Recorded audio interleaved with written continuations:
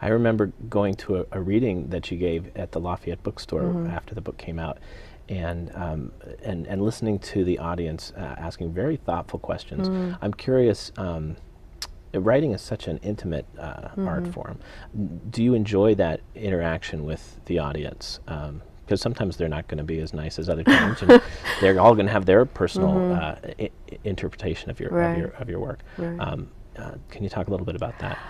I can say for myself, I love that experience. I know there are some writers who are actually very, very shy, and for them, the most comfortable place is alone with the work. And to go out into the world with it makes them very uncomfortable. And I'm very grateful that I have the capacity to be in the public sphere and not go into a panic state. For me, it feels like a great privilege to get to talk to my work with people and for them to be engaged enough and interested enough to ask questions. And I make a real commitment to myself, both consciously and I think maybe just it's automatic, to treat each question as if I've never heard it before. Because even though there are certain questions that recur at all of my events, the person who's asking that question is asking it for the first time, him or herself. It's new to them, and I want to honor that moment and to make sure that my response isn't something canned or premeditated either. It's as if I want to be in that moment with them, and I learn something that way. I hear something coming out of my mouth that I may not have said before or even thought before, and that's an honor, really. It's a privilege to get to do that, and to feel as though somebody else cares enough about what I've created to want to meet me in an encounter about it, so that it ends up living even beyond the page. It lives outside of the book itself. Even though reading is a very private act also, I'm really struck by that writing is very solitary and in some ways private, and so is reading. It's still just you and that silence inside your head, and I love that we meet in a question-answer moment. One of the readers who had a positive experience with The Speed of Light was the actress who played Agent Scully on the X-Files. Right. Is it Gillian? Gillian Anderson. Yeah. Can you tell me a little bit about the movie project that was discussed for The Speed of Light? Well, it's still, I think the technical term, I think the Hollywood term is in development. It's still in development. And I really don't know how typical this is, but it's now been 9 years since she first optioned the book. She keeps renewing the option about every year and a half. Her commitment is still very solid. She's a fascinating human being. She's quite brilliant and talented and sensitive and insightful. And we have been working together on the script adaptation. I mean, she's mostly doing it, and I get consulted every once in a while. And it's very exciting and also very challenging. She has a very high standard that she sets for herself and her work, so she's so far not been satisfied with the outcome of the script. It's not an easy book to translate onto film. It's a very quiet story, and there's a lot of interiority in the characters.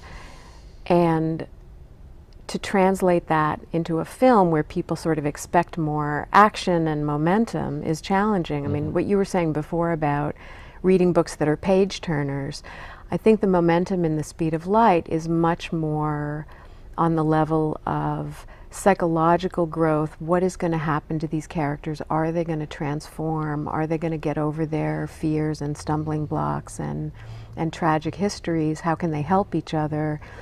The big dramatic moments in that story happen off screen in a way, although I think they will be on screen in the film. And I actually still believe the film is going to happen. Okay. And I'm just getting to practice patience, a lot of patience. Right. Anderson is wonderful in a movie called Tristram Shandy, which is all about adapting an unadaptable novel to screen. So that would be a great, a great test case. I also love the movie Get Shorty, based on the Elmore Leonard novel, which he wrote because of the troubles he went through with a book he wrote 20 years before called La Brava, which was turned into so many different screenplay adaptations and different stars brought in, and then it never was made into a film. So that can be interesting to deal with on screen as well. And I'm excited to see the eventual film version of The Speed of Light. When Jillian and I first met, and I asked her what attracted her to the book, she started describing her experience of getting halfway through the first chapter and being able to sort of see where the camera was going to go, because she wants to direct it also. That's her big attraction. And so she could see where the camera was going to go and what the sound was going to be like. And as she was describing this to me, I was thinking, I've already seen that movie. You know, I watched that movie while I was writing the book. I'm a very visual and very auditory writer, and then I realized she was really describing pages 2 and 3 of the novel, and that she has a deep commitment to the book as it is, and of course it will have to transform for the screen. So I'm curious to see how it will work out too. Now, a small detail of the history of Speed of Light was your book was published in early September 2001. Right. And your very first author reading, you must have been so excited to go and introduce your book to an audience at a bookstore, was September 11th, 2001.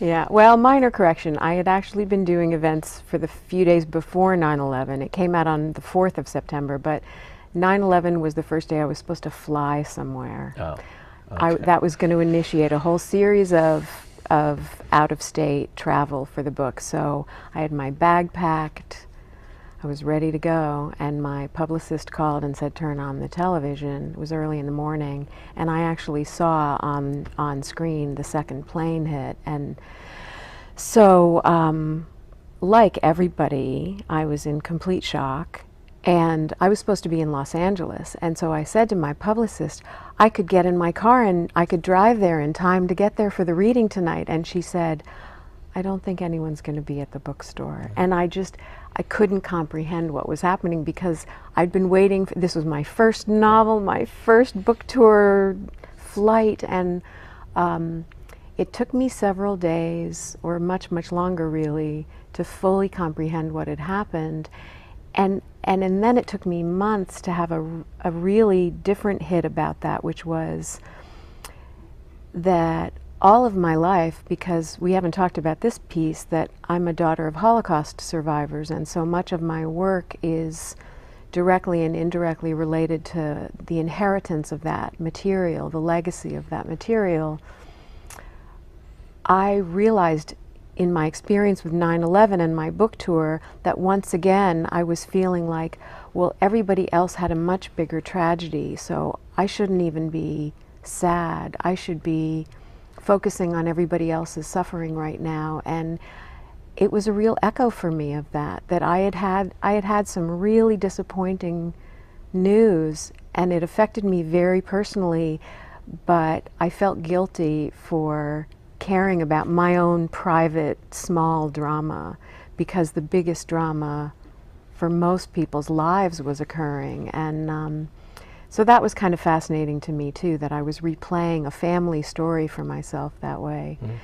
And the blessing really was for me that the book had a big life after that anyway. I was really fortunate that it wasn't some fluffy, entertaining novel, that it was a novel about serious things, and it was really a novel. It is a novel about how we move beyond tragedy and trauma. So in many ways it was really relevant to that time, and still is. Similarly, in your experience with Blue Nude, when that book came out and received fantastic reviews, in hardcover, you have gone through some very serious health issues in that space between Blue Nude coming out as a hardback and Blue Nude coming out recently as a paperback. Yeah. Can you talk a bit about that? Sure. Yeah, I said earlier that one of the themes of the novel is begin again, and that it's a resurrection story. And my personal resurrection is I had breast cancer last year, and I was diagnosed on my 49th birthday, so that was a strange gift to Happy receive. birthday. Yeah, and one of those cosmic jokes. And then I went through the full the full gamut of surgery and chemotherapy and radiation, and my mother had died of breast cancer, so it was a really scary experience for me, even though I was very fortunate in that my treatments were very successful and I'm in recovery and remission now. And the blue nude connection that's very literal is that the day I shaved my head, because my hair had started coming out and I didn't want to just keep pulling it off in handfuls, I shaved my head. I got a phone call that day from my beloved original editor and dear friend Dan Smetanka saying that Simon & Schuster was going to do the paperback and that the book was going to come back to life.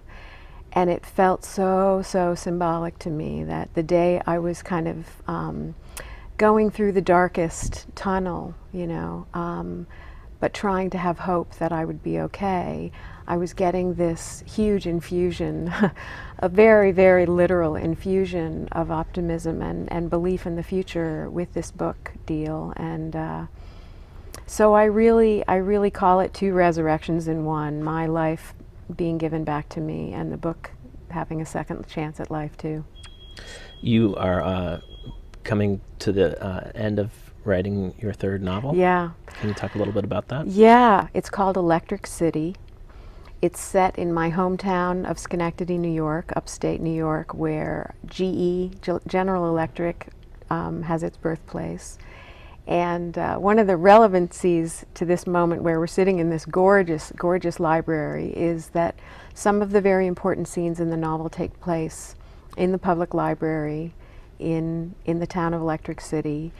I'm working with 3 characters again who are all coming of age in the late 60s, right around the time of the Vietnam War, and a lot of tumultuous events occurring all around them. And they represent 3 strands of the history of that place. One's a Mohawk Indian, one's a descendant of the Dutch settlers, and the third character is sort of me, a young woman whose parents came in the wave of European immigrants at the end of the war, and they meet in the public library. That's wonderful and serendipitous. Yeah.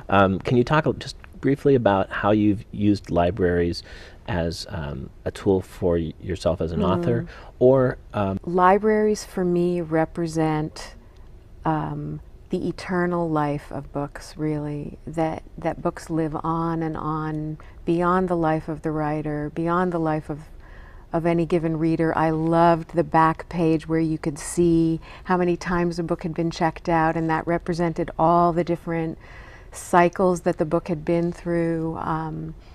And even now, when I step into a library, I feel so inspired that no matter what, books are going to keep living beyond me. I'm very humbled by that if I'm very lucky, my books will live past me. And then, of course, the whole research aspect of knowing that librarians are here waiting for me to ask them a question because that's their job. They're here to help me and help me find information that I might not otherwise be able to unearth. Feels like a great gift. What a beautiful articulation of the value of libraries. Thanks. Elizabeth Rosner, good luck with Blue Nude paperback version Thank you. and your next book. Thank you so much for coming to the Walnut Creek Public Library and for coming on Get Lit.